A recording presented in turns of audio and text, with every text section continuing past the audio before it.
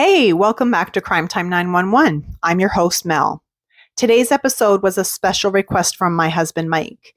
He had been in Abbotsford, BC during the time that this case was being actively investigated. He remembers hearing about the taunting phone calls that the suspect was making to the police in the news. This is the case of the Abbotsford Killer.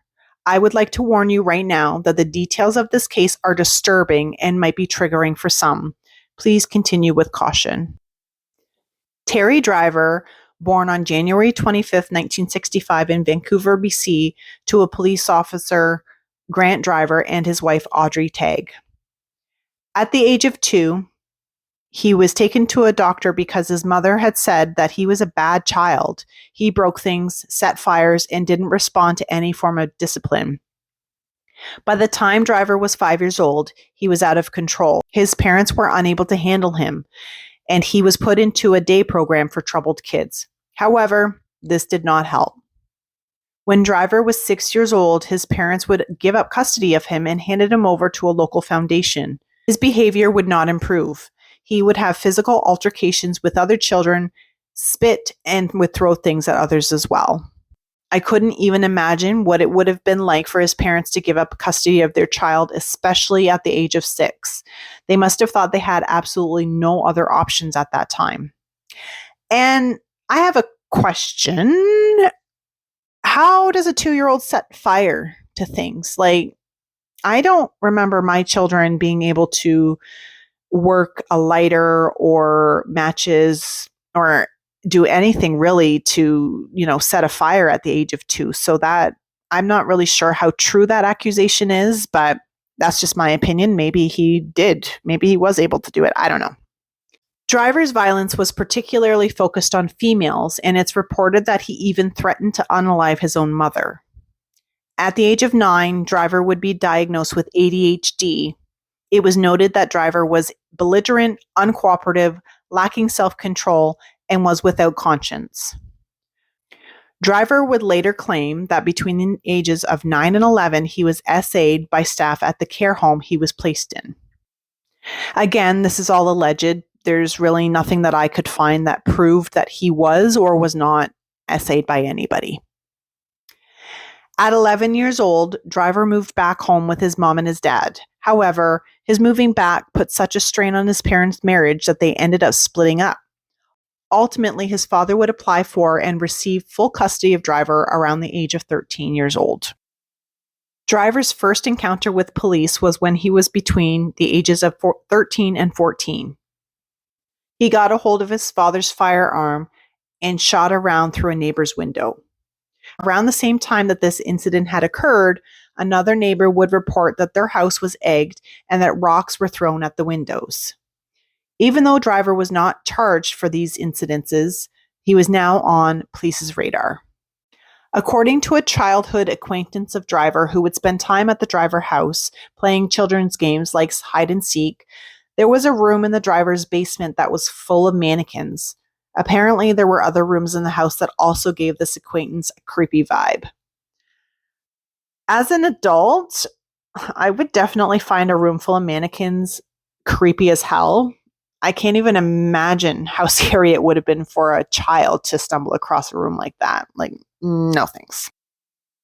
It was also said that there was another room in the house that was more or less a shrine to I don't want to say the word again because YouTube and other platforms tend to suppress content with certain words, but it was a shrine to the Germans back in the day when they were capturing all the people for being Jewish.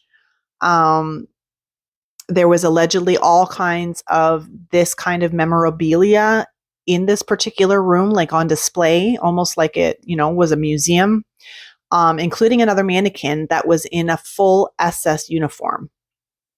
Now, SS was the elite guard of that regime, and allegedly, Driver's grandfather had been part of this guard. Sounds like a great family history, doesn't it? By the age of 17, Driver began to break into homes.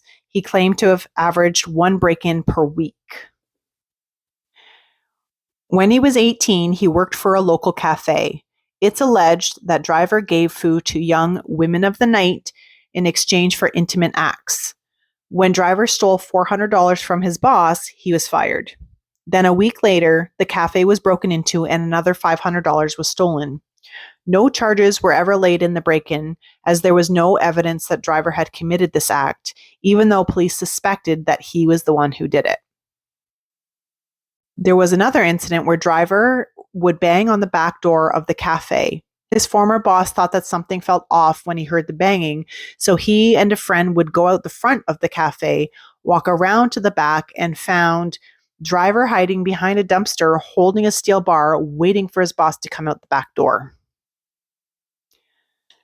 You really have to wonder if the fact that his father was a police officer played a part in why driver had never been charged for his crimes, or why he was sort of, let off on these crimes, no punishment whatsoever, which could have contributed to the confidence driver would have later on.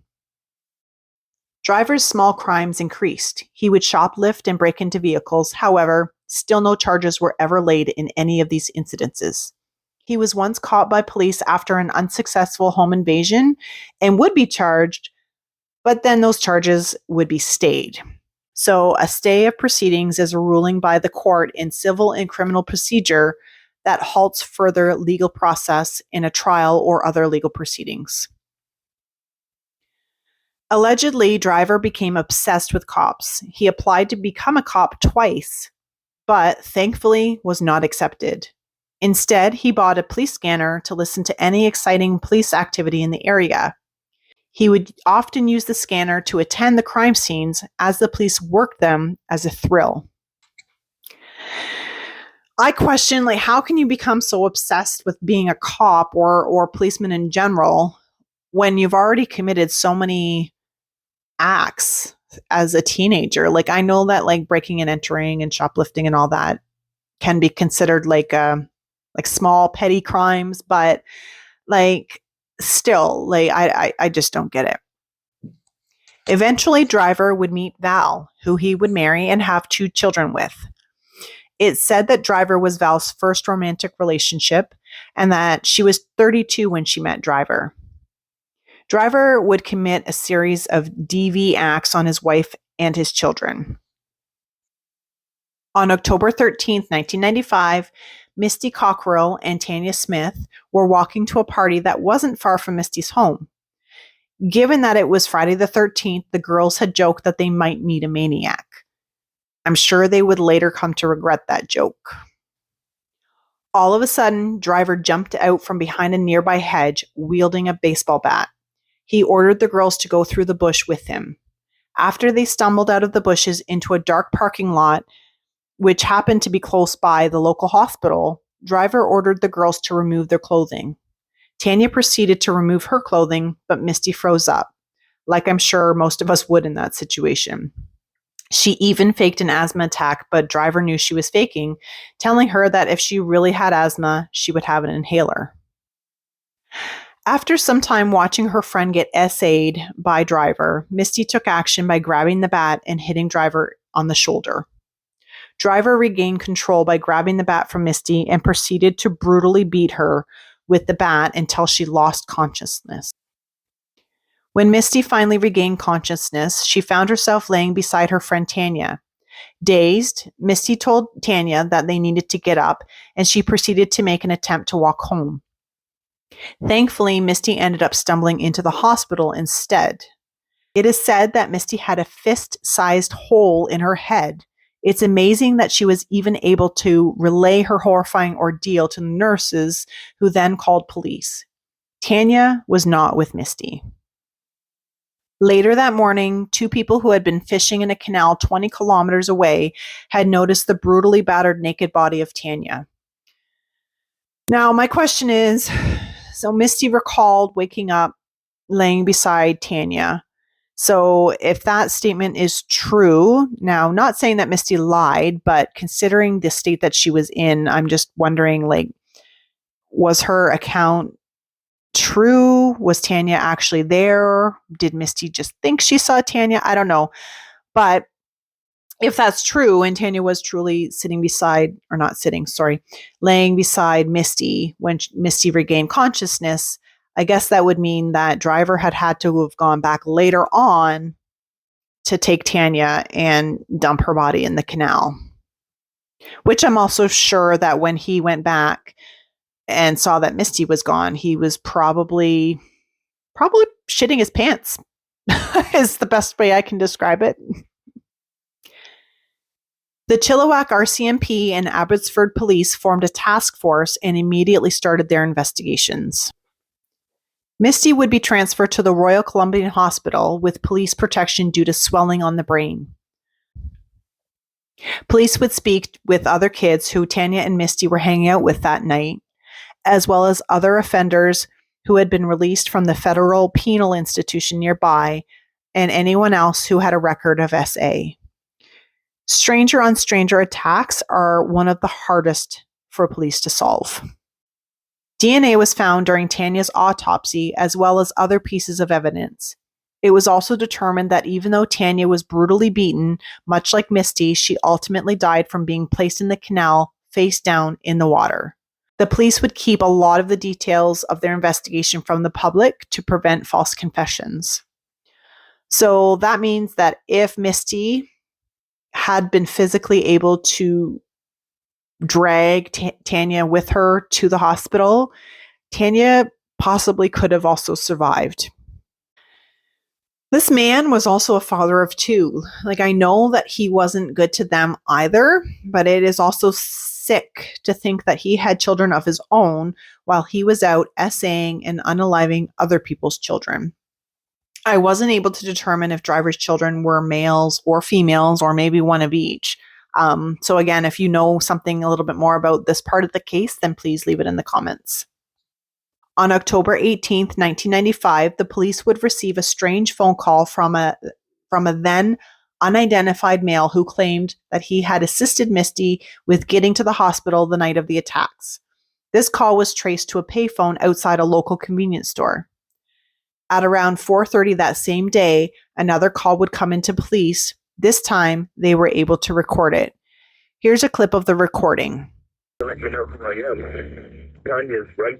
Tastes really good. That recording, literally sends shivers down my spine. He just sounds so menacing. It's, ugh. Even though police were able to trace the second phone call to another payphone outside of an arena and immediately sent officers over to attempt to catch the caller, they were unable to find any evidence to indicate who had made the phone call. 2 hours later, another phone call would be made to 911. The caller made fun of the police for not being able to identify him. Here's a clip of this call.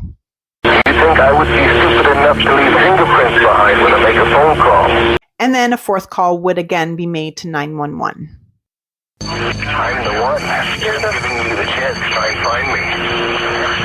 I'll be cruising around looking for someone else. This recording is a little bit hard to decipher, but if you listen closely, you can hear the caller saying, "I'm the one giving you the chance to try and find me. I'll be cruising around looking for someone else." The police had the media release a warning to the public to be extra careful and take precautions as they feared that this monster may strike again. A funeral for Tanya was held on October 21st, 1995. Police were there taking surveillance in hopes of finding her killer. Despite the fact that Driver had attended the funeral, police would not know this until much later.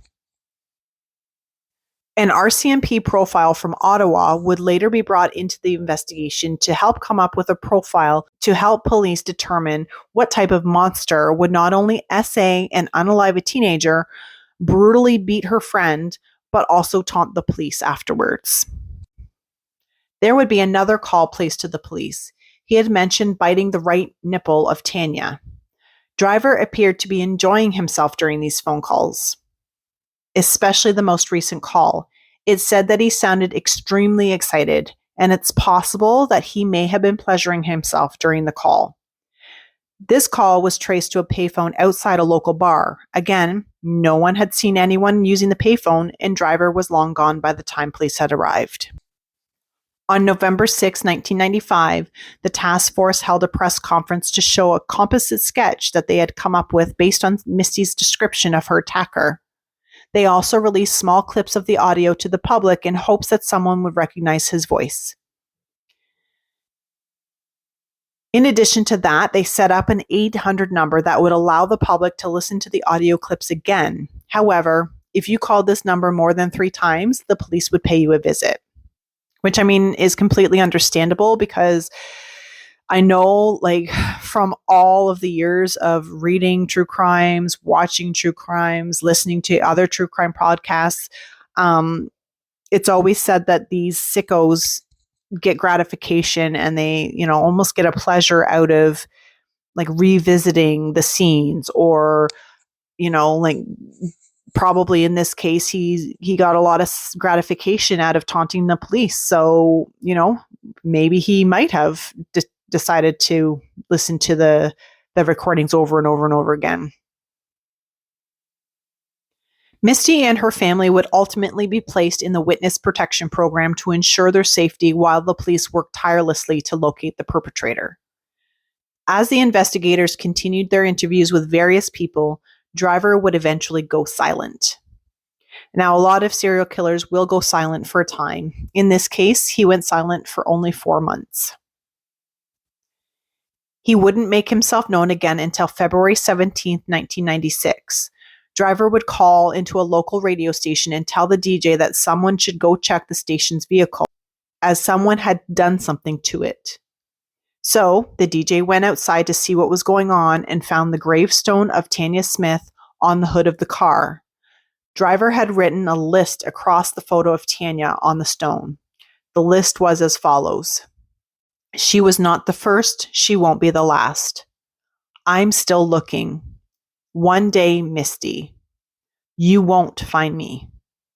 He also drew an arrow pointing to Tanya's right breast and wrote, quote, yummy T-word.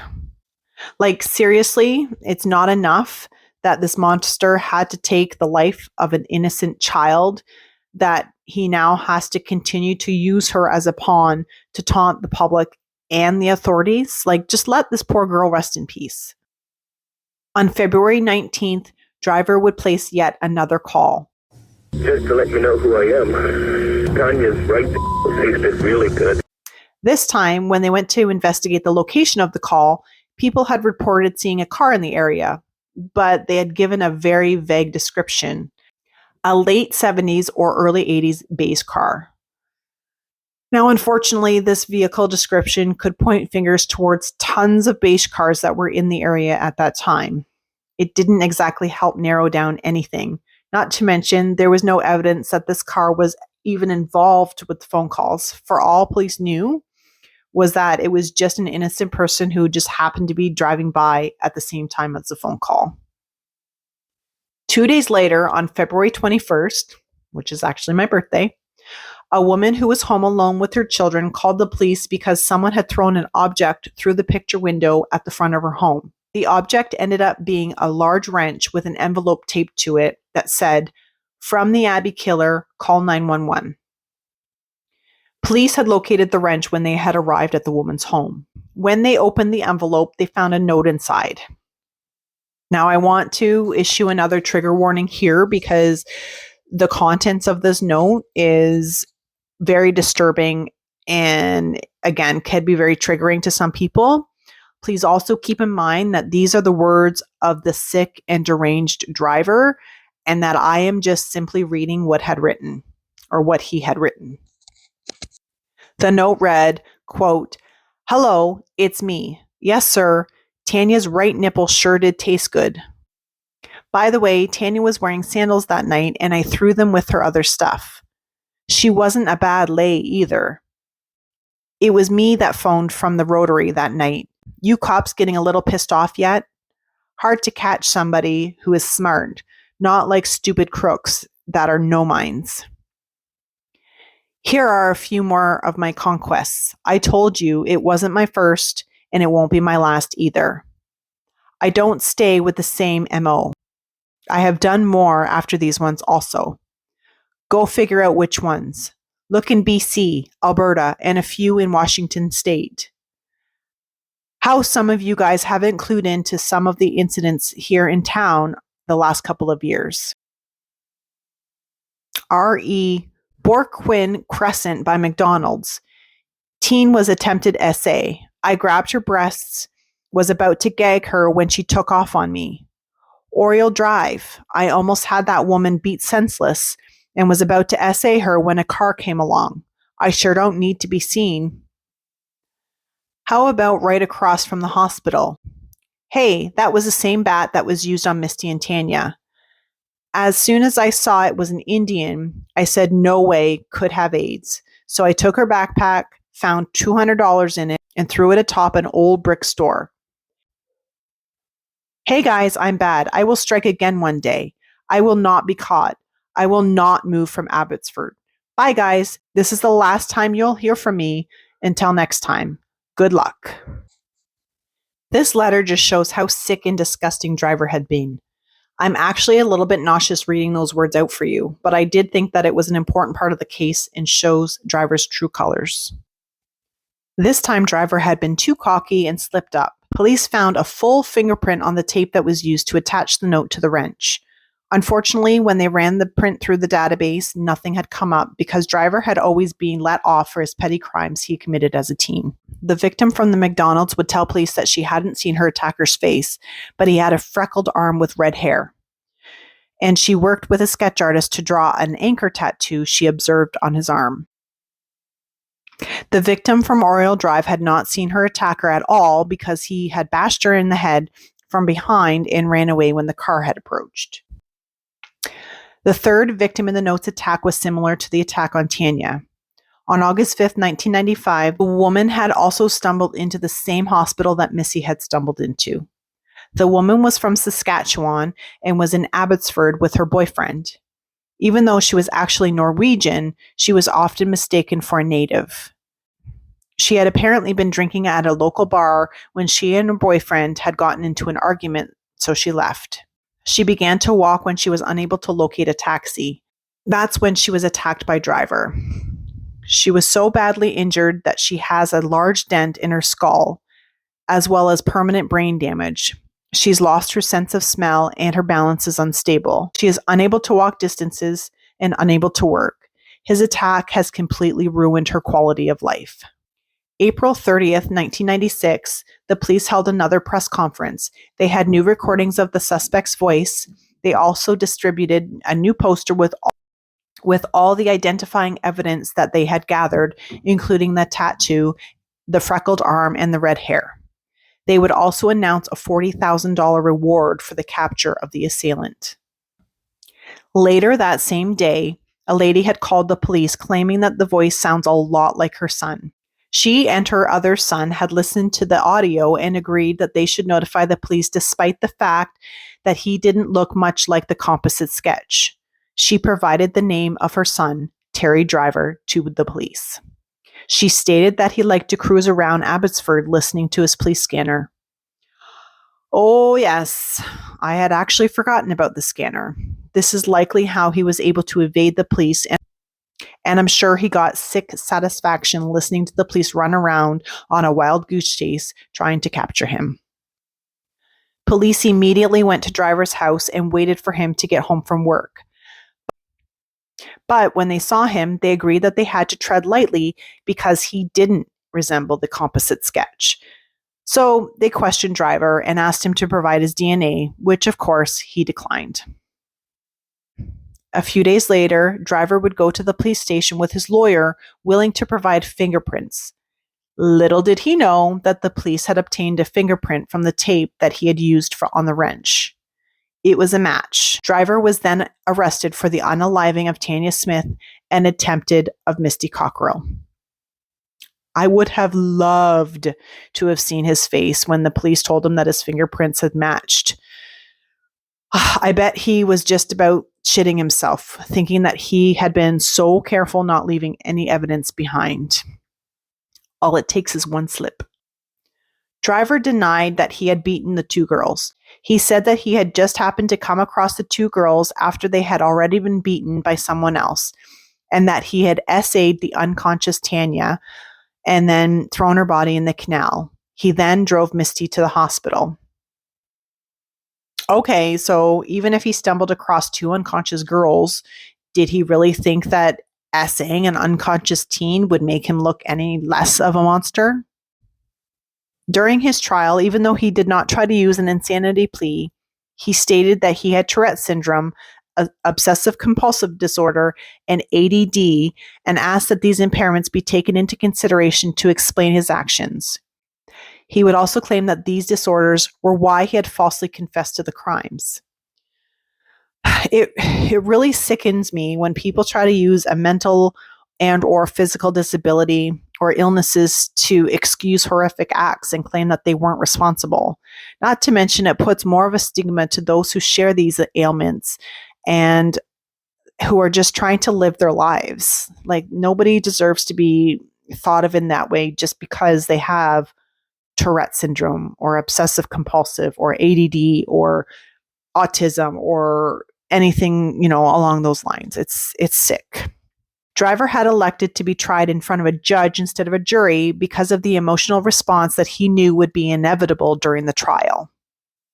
So I guess he thought that having a jury of, I don't even know how many, 30, 40 people. I don't know how many people juries usually consists of, but I guess his thought process behind that was that, these people are going to be affected by the emotional torment that I put all of these victims through, and they're likely going to give me a guilty verdict. And I guess he thought he had a better chance of just going one-on-one with a judge instead, thinking that they would be, I don't know, maybe lean towards his side a little bit more. I don't know what his thinking was behind it, to be completely honest. In 1997, Driver was convicted of first degree of Tanya and the attempted of Misty. He was declared a dangerous offender and received a mandatory life sentence. He would also be charged for the assaults on the two women he had mentioned in the letter attached to the wrench that he had thrown through the window. On August 23, 2021, Driver passed away while still in prison. So as always, I want to know your thoughts on this case. Is there anything else the police could have done to catch him sooner? What about those other victims that he attacked before Tanya and Misty? Were there no police reports on those? Don't forget to follow or subscribe so you don't miss out on next week's episode. Thanks for listening to Crime Time 911. Stay safe, stay curious, and remember to always trust your gut.